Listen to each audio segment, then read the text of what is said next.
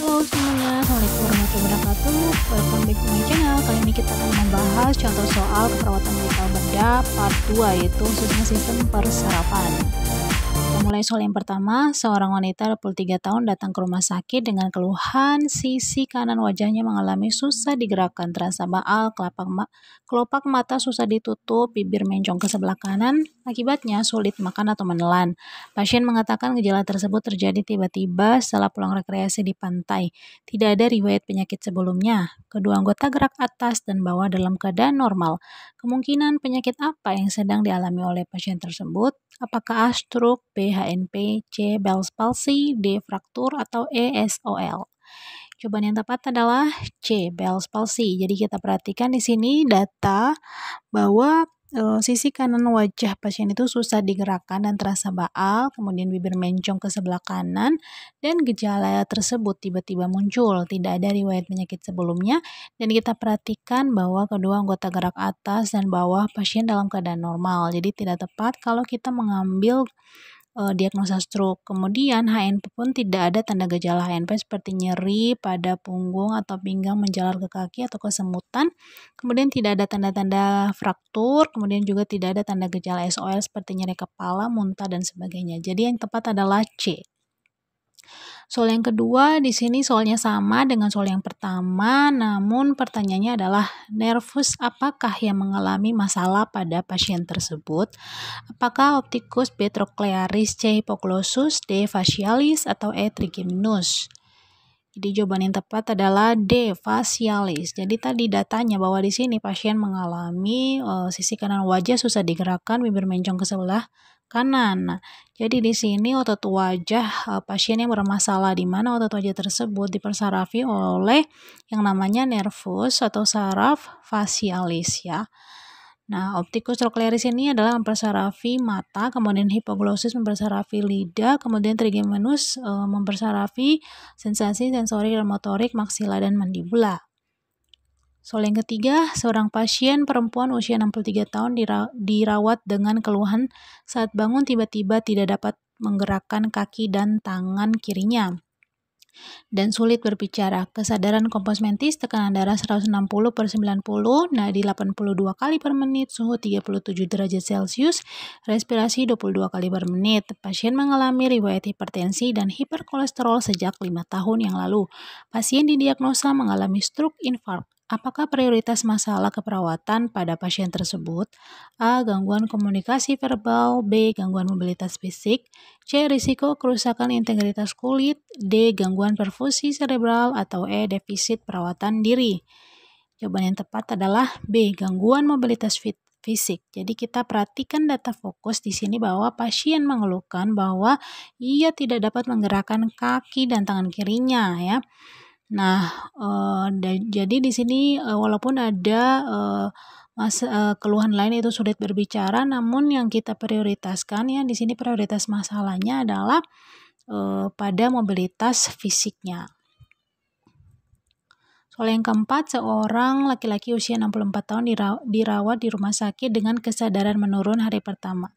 Hasil pengkajian GCS S1 M3 V1 dengan refleks patologis positif pada ekstremitas bawah terpasang non-rebreathing mask, demam 38 derajat Celcius, dan lendir banyak, terdengar suara nafas ronchi saat auskultasi.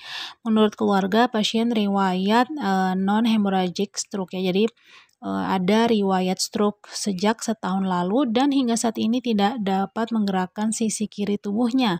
Apa tindakan keperawatan prioritas pada pasien tersebut?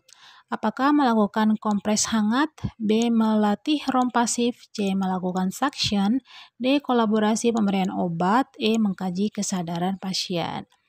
Jawaban yang paling tepat adalah C, melakukan suction. Nah, di sini sebenarnya semua opsi ini bisa dikatakan benar, bisa dilakukan pada pasien tersebut.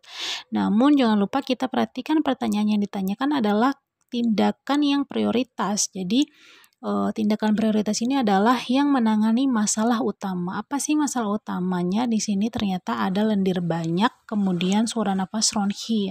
Artinya yang paling diutamakan pada pasien ini adalah masalah oksigenasi, khususnya bersihan jalan nafas, sehingga perlu dilakukan pembersihan lendir Ya, salah satu tindakannya adalah melakukan suction sehingga kalau sudah bersih jalan nafasnya, maka oksigenasinya pun akan lancar. Soal yang kelima, seorang pasien laki-laki usia 45 tahun mengalami peningkatan tekanan intrakranial akibat perdarahan otak.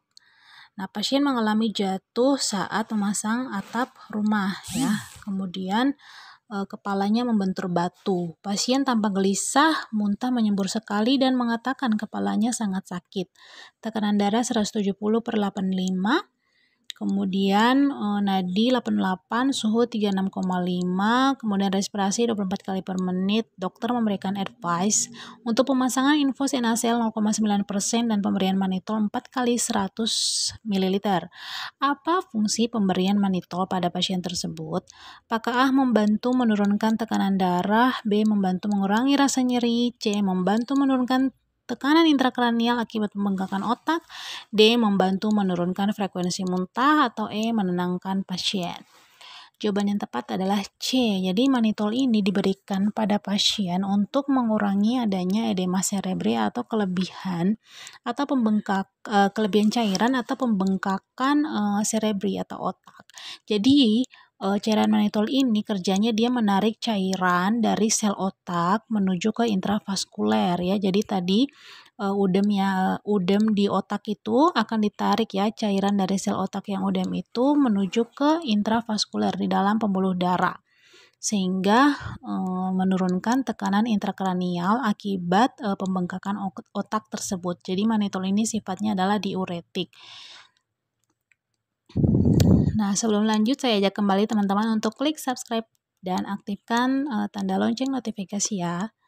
Soal yang keenam, seorang lelaki berusia 60 tahun dirawat di ruangan neurologi dengan kondisi penurunan kesadaran dan kesan hemiplegia dekstra. Perawat mengkaji KCS pasien dan hasilnya gerakan motorik dekortikasi pasien tidak membuka mata dan tidak bersuara saat diberikan rangsangan nyeri. Berapakah nilai total GCS pada pasien tersebut? Apakah A3, B4, C5, D6, atau E7? Yang tepat adalah C5 ya, dinilai itu E-nya adalah 1, V-nya 1, M-nya 3. Nah, kita ingat kembali untuk I untuk mata. Nah, kalau dia di keterangan soalnya tidak membuka mata berarti tidak berespon ya, berarti dia dinilai 1. Kemudian verbalnya dia tidak bersuara saat diberi rangsangan ya. Artinya dia tidak ada respon. Kemudian itu adalah E1 juga. Kemudian V1. Kemudian motoriknya adalah dekortikasi yaitu fleksi abnormal. Nilainya adalah 3. Jadi 3 tambah 1 tambah 1 sama dengan 5. Soal yang ketujuh. Seorang laki-laki usia 37 tahun dirawat di bangsal bedah syaraf dengan penurunan kesadaran setelah jatuh dari ketinggian 3 meter sejak 6 jam yang lalu. Pasien saat ini terpasang OGT, pasien tampak gelisah sehingga harus dilakukan fiksasi. Hasil pengkajian menunjukkan adanya ekimosis, otore, recognize. Kemudian pasien diduga mengalami fraktur basal krani. Perawat ingin melihat perdarahan yang keluar dari telinga, apakah merupakan darah atau cairan cerebrospinal. Pengkajian apa yang dilakukan? A. Nervus 8 atau akustikus, kemudian B. CT scan, C. halotes, D. MRI, E. darah lengkap dan darah rutin. Jawabannya adalah C. halotes ya. Jadi di sini halotes ini dilakukan untuk membedakan apakah darah yang keluar dari telinga itu adalah darah atau ada cairan cerebrospinal ya. Jadi di sini halotes kita mau melihat apakah memang ada kebocoran dari cairan cerebrospinal akibat cedera kepala. Jadi ini caranya adalah darah yang keluar dari telinga tersebut akan diletakkan di seperti di handuk atau di handuk putih atau bahan yang menyerap yang berwarna putih tentunya. Kita tunggu beberapa menit, maka di situ akan terjadi pengumpulan darah ya. Sel darah itu akan mengumpul ke bagian tengah seperti ini gambarnya merah. Kemudian bila ada seperti lingkaran kekuningan yang melingkari, nah itu adalah kemungkinan adalah cairan cerebrospinal. Jadi yang tepat adalah halotes. Soal yang ke-8, seorang lelaki usia 70 tahun dirawat dengan SNH. Pasien memiliki riwayat stroke sejak 5 tahun yang lalu. Pasien masuk rumah sakit dengan penurunan kesadaran yang terjadi mendadak sejak 5 hari yang lalu. Perawat melakukan pengkajian, didapatkan kesan hemiparesis sinestra, batuk, lendir banyak berwarna putih, saturasi oksigen 93%. Pasien tidak dapat menelan dan dilakukan pemasangan NGT. Semua kebutuhan dipenuhi oleh keluarga dan perawat. Hasil CT scan yaitu infark luas temporoparietal kanan, ganglia basalis kanan. Apakah diagnosa keberatan utama pada kasus tersebut? Apakah perfusi jaringan cerebral tidak efektif? B. Bersihan jalan nafas tidak efektif? C. Defisit nutrisi? D. Gangguan mobilitas fisik? Atau E. Risiko perfusi jaringan cerebral tidak efektif? Nah, jawaban yang tepat adalah B ya, bersihan jalan nafas tidak efektif karena kita mengutamakan masalah yang paling membahayakan, yaitu bersihan jalan nafasnya ada tidak efektif atau banyak lendir dan juga batuk ya. Jadi jawabannya adalah B. Soal ke-9, seorang lelaki usia 32 tahun dirawat di rumah sakit dengan stroke iskemik. Hasil pengkajian didapatkan pasien mengeluh sulit BAB dengan frekuensi kurang dari 2 kali sejak seminggu yang lalu. Konsistensi feses keras dan tampak adanya distensi abdomen. Tekanan darah 160/90, frekuensi nadi 100 kali per menit, frekuensi nafas 24 kali per menit. Apakah masalah keperawatan yang tepat pada pasien tersebut? Apakah A. Disfungsi motilitas gastrointestinal, B. Inkontinensia fekal, C. Konstipasi persepsi, D. Konstipasi, E. Risiko perfusi cerebral tidak efektif. Jawaban yang tepat adalah B ya. D ya, D, maaf di sini D, konstipasi. Jadi perhatikan data fokus yaitu pasien sulit BAB yaitu kurang dari 2 kali dalam seminggu dan konsistensinya keras fesesnya, kemudian ada distensi abdomen. Jadi ada peregangan abdomen, jadi karena kotorannya tidak keluar ya. Jadi di sini permasalahannya adalah konstipasi. Data yang mendukung. Kalau konstipasi persepsi tidak mendukung karena ini adalah masalah aktual bukan persepsi. Kemudian inkontinensia fekal ini adalah bila dia pengeluaran fesesnya tidak terkendali atau keluar terus-menerus tanpa bisa dikendalikan. Nah, disfungsi motilitas gastrointestinal juga tidak ada data yang mendukung seperti adanya data perut kram, nyeri atau kram di perut atau dari tidak adanya flatus seperti itu. Kemudian risiko perfusi cerebral juga tidak efektif juga tidak tepat. Soal terakhir, seorang wanita usia 28 tahun dirawat di rumah sakit dengan meningitis. Hasil pengkajian didapatkan pasien tampak gelisah, sering berteriak, demam, dan merintih kesakitan. Pasien terpasang monitor selang NGT dan infus. Saat operan dinas, pasien mengalami kejang. Apakah tindakan keperawatan yang tidak tepat dilakukan? A. Balikan badan pasien ke salah satu sisi. B. Pandu gerakan pasien selama kejang. C. Monitor status neurologis. D. Berikan kompres hangat. Atau E. Tetap di sisi klien selama pasien mengalami kejang. Jawaban tepat adalah D. Jadi kita perhatikan pertanyaannya. Apakah ini ditanyakan yang tepat atau yang tidak tepat? Jadi di sini yang ditanyakan adalah yang tidak tepat. Nah, settingnya di sini pertanyaannya adalah saat operan dinas pasien mengalami kejang. Jadi kondisinya adalah pasien mengalami kejang.